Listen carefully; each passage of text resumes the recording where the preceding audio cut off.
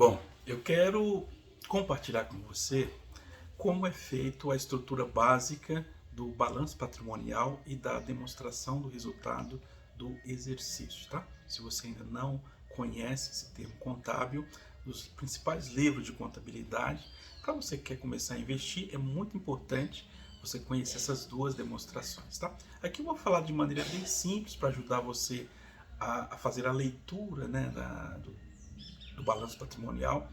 Então, bom, de um lado a gente tem o ativo circulante. O que é o ativo circulante? São tudo que você tem que transforma em dinheiro muito rápido ou que já é dinheiro. Então vamos pegar aqui caixas, por exemplo, banco, aplicações financeiras, duplicados a receber, clientes, né? Ajuste ao valor presente, né? E o estoque de mercadoria. E então você soma tudo isso, isso forma o básico do ativo circulante, tá? Então é tudo que você tem que é dinheiro em caixa ou que pode transformar em dinheiro muito rápido. Então você tem o ativo circulante. Do outro lado, você tem o passivo circulante, que é o inverso desse.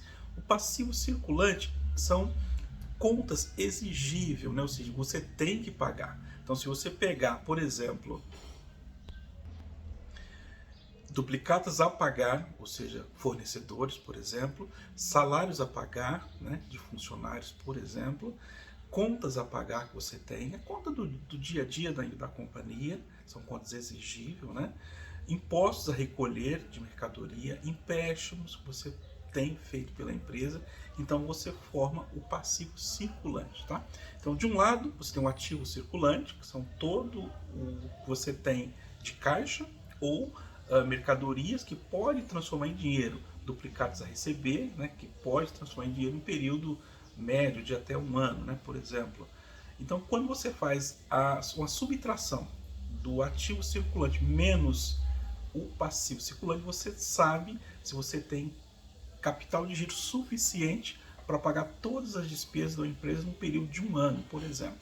Se você tiver, todo o valor do ativo circulante for superior ao passivo circulante, significa que você está bem, né, que está tranquilo. Caso houver algum problema, você tem caixa para bancar um ano a sua companhia. Isso é maravilhoso quando isso acontece, tá? Em algumas questões não tem, você tem muito ativo circulantes, por exemplo, você vendeu muito parcelamento, contas a receber, por exemplo, de clientes, e com isso você não tem dinheiro em caixa. Aí você tem que fazer empréstimo, endividar para conseguir saldar aquelas contas do mês. Nesse caso é um pouco ruim, tá? O ideal é que você tenha caixa suficiente para saldar todo o exigível, né? Que é o passível aqui, nesse caso aqui específico. Agora, ativo não circulante, tá? Então, por exemplo, o depósito judicial, por exemplo, é um ativo que você tem, são depósitos que você fez, mas você não tem acesso a ele está bloqueado, ele está lá, tá? Investimentos em controlados, ou seja, você tem algumas empresas que são controlada por você, você investe nela, é uma aplicação, você tem o dinheiro lá aplicado, porém você não tem o acesso a ele. Imobilizado bruto, por exemplo, imóvel, né? Você tem compra imóvel, por exemplo, você tem o bem, você tem o direito daquele bem, mas caso você precisar de dinheiro, você não consegue transformá-lo em dinheiro de imediato. Então ele fica como imobilizado. Imobilizado, imóveis, carros, por exemplo, máquinas, por exemplo, tudo é imobilizado. Você não consegue transformar em dinheiro de uma hora para outra. Então demora um certo período aqui, tá? Agora vamos o passivo não circulante. Então, digamos que você tenha feito algum financiamento, por exemplo. Então ele está dentro do passivo. Passivo é que é exigível, vai ser exigido de você lá na frente. E aí você fazendo tudo isso, a gente tem por fim aqui o patrimônio líquido, né? Que está dentro do patrimônio líquido, você tem o capital social, você tem reservas, né? Lucros acumulados e etc. Então tem N possibilidades de você ter. Então, quando você soma o passivo, o ativo circulante, mais o ativo não circulante, você tem um total. E o passivo circulante e o passivo não circulante e o patrimônio líquido, a soma total normalmente ele dá igual, tá? Tem uma igualdade aqui na equação.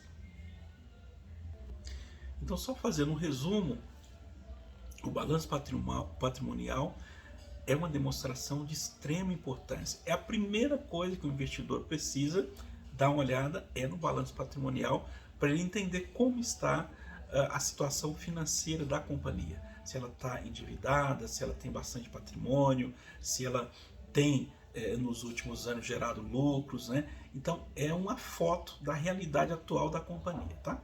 Agora eu vou te falar um pouquinho sobre a DRE, demonstração do resultado do exercício, tá? E é só lembrando, eu estou falando de maneira bem simples, né? Se você gostar desse assunto, compartilhe com seus amigos. Se você ainda não me segue, siga-me, por favor, tá? E aí, se tiver alguma dúvida, você manda a mensagem lá nos comentários, que vou ler todas elas e vou compartilhar com você o máximo de informação que eu puder compartilhar com você para te ajudar a tomar a decisão, tá? Demonstração do resultado do exercício, tá? E também conhecida como DRE. É a segunda demonstração mais importante da contabilidade, tá? Então nós temos receita operacional bruta. Aí você vai pegar a receita operacional, ou seja, todo o valor que você vendeu e recebeu, a receita, você subtrai os impostos, né, sobre aquelas vendas que você teve naquele determinado período. Aí você vai obter a receita operacional líquida, né? Dentro da receita operacional líquida, você vai ter menos o custo da mercadoria que você comprou, né, que você vendeu, os estoques inicial, que é igual ao estoque inicial, mais compras que você faz novamente, menos os impostos sobre as compras, menos o estoque final. Então você vai ter o lucro bruto, tá? Despesas operacionais, né? Então você tem administrativas e comerciais, salários, encargos sociais, despesas gerais, por exemplo, depreciações, tem lucro operacional. Então você, dentro das despesas operacionais, você tem despesa administrativa e comerciais, salários e encargos sociais, despesas gerais e depreciações. Aí você vai obter o lucro operacional da companhia, tá?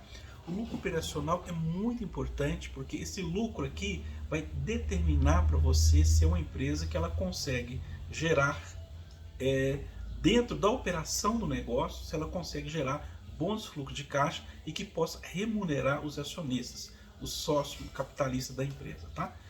O lucro operacional. Então nós temos receitas financeiras, que é quando você tem algumas aplicações financeiras e essas aplicações te dão lucro, dividendo, então você tem receitas financeiras.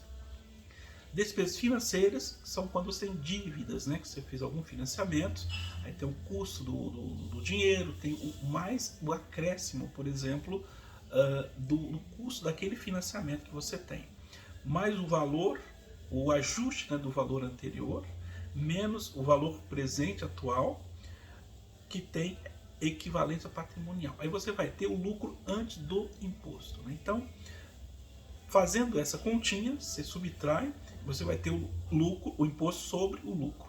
Você faz a continha lá do imposto de renda sobre o lucro, e aí você vai obter o lucro líquido após o imposto. Esse lucro líquido é o resultado que você está esperando para que você possa investir novamente, reinvestir na companhia ou distribuir aos acionistas. E normalmente, quando tem uma empresa grande, eles fazem uma reunião, né, a reunião decidem, né, a administração decidem, e aí o presidente da companhia vai distribuir esses lucros e dividendos para os acionistas majoritários da empresa, quem tem ações na companhia, por exemplo, né?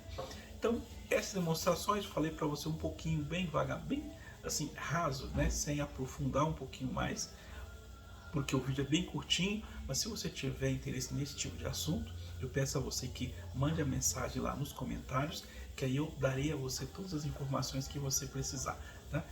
Um grande abraço a você, fique com Deus, que você tenha um dia brilhante em todos os sentidos. Um abraço.